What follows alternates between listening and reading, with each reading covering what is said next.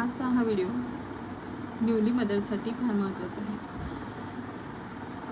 आजकाल आपण जे बघतो की तापामध्ये फिट्स येणे किंवा पॅरासिटामॉल ओव्हरडोस होणे या गोष्टी आपल्याला कशा टाळता येतील त्याची माहिती आपण आज घेणार आहोत. यापैकी बरीच माहिती बऱ्याच आईंना माहिती असेल, पण ज्या न्यूली मदर्स आहे त्यांच्यासाठी ही माहिती उपयोगाची ठरणार आहे. सगळ्यात पहिली गोष्ट तर ताप जो आहे तो आपण थर्मामीटरनं मेजर केला पाहिजे. पाऱ्याचं थर्मामीटर असेल तर उत्तम.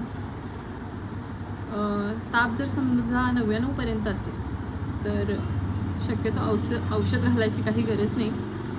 तुम्ही फक्त त्या तापावरती लक्ष ठेवून राहा की ताप वाढतोय किंवा काय होते. जर ताप वाढत असेल तर किती ताप आलाय तो बघून त्यानुसार त्याचा डोसनुसार औषध घाला. जर समजा ताप 100 आहे किंवा 100च्या वरती आहे तर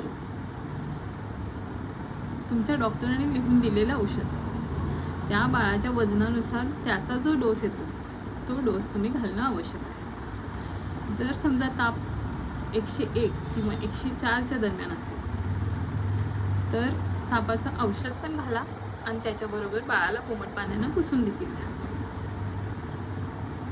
एकदा तापाचं औषध घातल्यानंतर कमीत कमी 4 तासानंतरच तापाचं औषध रिपीट केलं गेलं पाहिजे.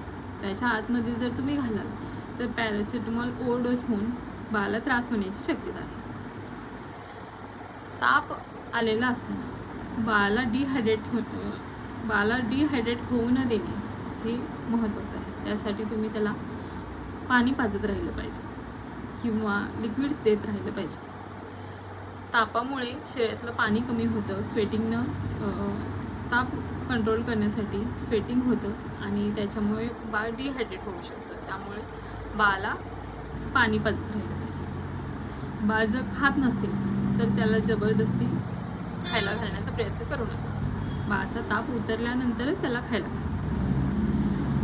जर समजा बाळ तोंड वेडवाकडं करते किंवा तोंडातून फेस येतोय किंवा डोळे पांढरे झालेत, अशा परिस्थितीत तुम्ही त्वरित तुमच्या पिडियाट्रिशियनला जाऊन दाखवणं गरजेचं आहे.